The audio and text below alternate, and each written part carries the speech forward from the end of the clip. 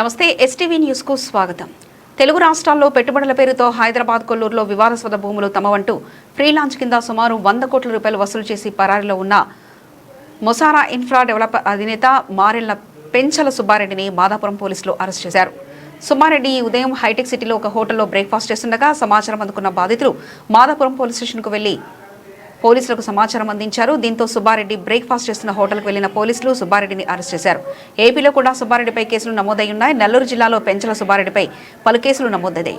తెలంగాణ రాష్ట్రం Valmiki federation chairman గట్టు తిమ్మప్పను కూడా ₹1 కోటి మోసం చేసిన దాంట్లో సుబ్బారెడ్డిపై గద్వాల పోలీస్ స్టేషన్లో కేసు నమోదైంది. ఇతను గత 2 ఏళ్లుగా వివాదాస్పద భూములపై ఫ్రీలాన్స్ వెంచర్లంటూ అందమైన బ్రోచర్లతో వందలాది మందిని ఉంచి సుమారు 100 కోట్లకు పైగా దోచుకున్న విషయం అందరికీ తెలిసిందే. ఎటకేలకు బాధితులకు చిక్కిన మారెళ్ల పెంచల సుబ్బారెడ్డి మాదాపూర్ పోలీసులు అదుపులోకి తీసుకున్నారు.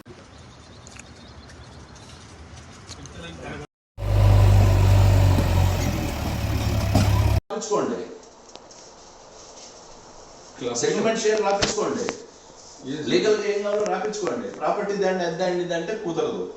మళ్ళీ ఇప్పుడు ఒక మాట గంట తర్వాత ఒక మాట చెప్పలేదు. సరే, షూరిటీకి ఎవరైనా ఇవ్వమంటున్నారు? ఎవరి వారు షూరిటీ?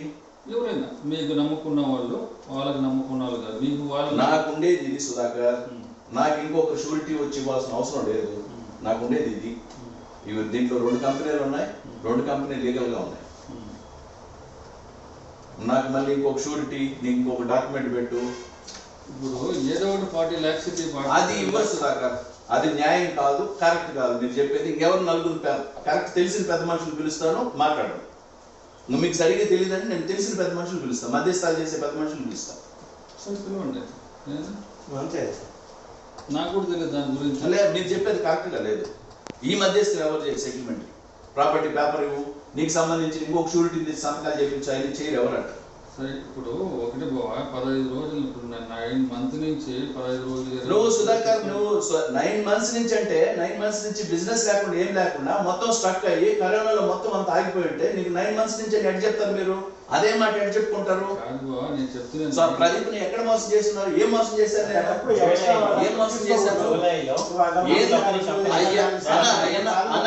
ఇప్పుడు సెటిల్మెంట్ మాత్రం మాట్లాడండి, తీసుకోకూడదు. అయ్యి మాట్లాడదు. ఇంట్రెస్ట్ మీ వాటి ఇంట్రెస్ట్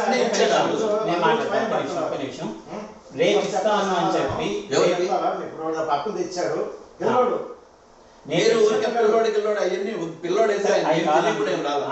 ఒక్క రోజులో రేపు ఇస్తానని చెప్పి రేపు నా 100 జరిగి ఉన్నాయి. నువ్వెంత డబ్బులు ఇప్పుడు కూడా జరగదా అంటే? జరగదంటే కూర్చోవడం ఎందుకు, రాసుకోవడం ఎందుకు, చేయడం ఎందుకు? కూర్చోవడం ఎందుకు, రాసుకోవడం ఎందుకు, మాట్లాడుకోవడం ఎందుకు? ఇంకా అట్టే జరుగుతూనే ఉంటుంది కదా. మాట్లాడుకోవడం ఎందుకు అంటే ఆ ప్రాపర్టీ ఏదైతే సర్టెన్ టైం ఉంటుంది కదా, ఆ సర్టెన్ టైం లోపల నాకు ప్రాపర్టీస్ లేవు. నేను బికార్ని. మీ అందరూ చెప్పుకున్న మాటలే ఇవి. మీ దగ్గర ఆడియోలో, వీడియోలో, మీరు ఆడియోలో విన్న మాటలే, మీ దగ్గర నుంచి వచ్చిన రికార్డింగ్స్ లో విన్న మాటలే. నేను మోసగాడినే. నా దగ్గర ఉండేది క్లబ్. నా దగ్గర 2 కంపెనీలు ఉన్నాయి. దీనికి సంబంధించి ఏం షూరిటీ కావాలో తీసుకోండి. లేదంటే మధ్యస్థం తెలిసిన వాళ్ళు పిలవమంటే నేను రేపు మధ్యాహ్నానికి అరేంజ్ చేస్తా, కూర్చొని మాట్లాడదాం. సరే, పిలవండి. రేపు మధ్యాహ్నానికి అరేంజ్ చేస్తాను. అయితే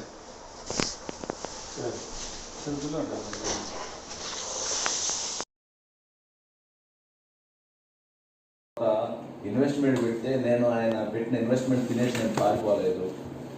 డెవలప్ చేసింది ఏడే కనిపిస్తూ ఉంది. బిజినెస్ లేట్ అయింది, దానికి ఏం చేయాలా? ఇన్వెస్ట్మెంట్ 30 lakhs పెట్టారు కదా, 10 lakhs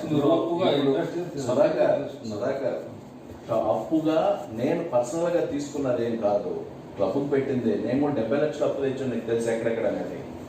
నేను కూడా తెచ్చి క్లబ్కే పెట్టుండేది. మీరు ఎంతసేపు అప్పు తీసుకున్నాం అంటే అప్పు క్లబ్కే పెట్టింది. అది నేనేం తీసుకొని పర్సనల్గా ఏది ఇది చేసుకోలేదు, క్లబ్కి పెట్టిందే. లెక్కలు ఉన్నాయి అన్నీ.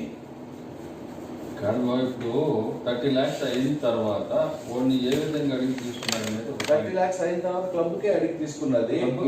ఇన్ టైంలో బిజినెస్ స్టార్ట్ అవుద్ది, రిటర్న్ ఇస్తామనే తీసుకున్నాను. బిజినెస్ స్టార్ట్ కాల, లైసెన్స్ వచ్చే లైసెన్స్ ఓపెన్ చేయలేకపోయాను. ఈ లోపల కరోనా వచ్చింది, అది కూడా అయిపోయింది. దాన్ని మళ్ళీ ఎక్కడో రీస్టార్ట్ చేశాను బిజినెస్. ఇంక ఇవ్వగలను. ఎవరి కలర్ అంటే ఎప్పటికి ఏంది ఎలా ఇవ్వగలుగుతారు? దానికి అప్పుడు దాకా మాకు షూరిటీ ఏమైనా ఉందా? షూరిటీ ఏం షూరిటీ ఇవ్వాలా? షూరిటీ అంటే ఉన్న మామూలుగా పర్సన్ బదిలీ ఇచ్చేస్తాడు, నేను ఇప్పుడు బదిలీ ఇస్తాడు, బదిలీ ఒప్పుకోవడం, లేదా మీరు ఒప్పుకోవడం, లేదా నేను ఒప్పుకోవడం, అది అదొక షూరిటీ. ఇప్పుడు ల్యాండ్ మీరు పార్ట్నర్షిప్ పెట్టిన దానికి ల్యాండ్ షూరిటీ ఎట్టిస్తారు అనుకుంటారు? పార్ట్నర్షిప్ పెట్టే కారణాలు ఒకటంటే బ్యాక్ వెళ్ళిపోవాలనుకున్నాం. బ్యాక్ వెళ్ళిపోతా ఉన్నా, బ్యాక్ వెళ్ళిపోతా ఉన్నట్టు దీంట్లో నుంచి తీసుకోవాల్సిందే.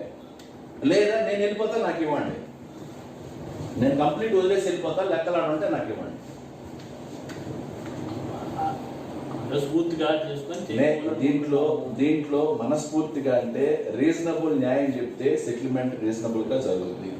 ల్యాండ్ పక్కన మనిషి ఇప్పుడు బద్రి బద్రి గిరి ఎందుకు ఇస్తారు చెప్పండి? సెక్యూరిటీ ఎందుకు ఇస్తారు చెప్పండి? ఇప్పుడు దీంట్లో 10 రకాల న్యాయాలు తీసుకున్నా ఒకటే, డబ్బులు పెట్టింది వాస్తవం, వెళ్ళిపోయేటప్పుడు రిటర్న్ ఇవ్వాలనేది వాస్తవం. దాంట్లో రిటర్న్ ఇచ్చేదానికి ఆ ఇమీడియట్ లేదు, దానికి టైం కావాలా. పోనీ ఇచ్చిన అమౌంట్ తినేసి డెవలప్మెంట్ ఏమి చేయకుండా పారిపోయి వెళ్ళిపోయి ఉంటే మోసం. That is different.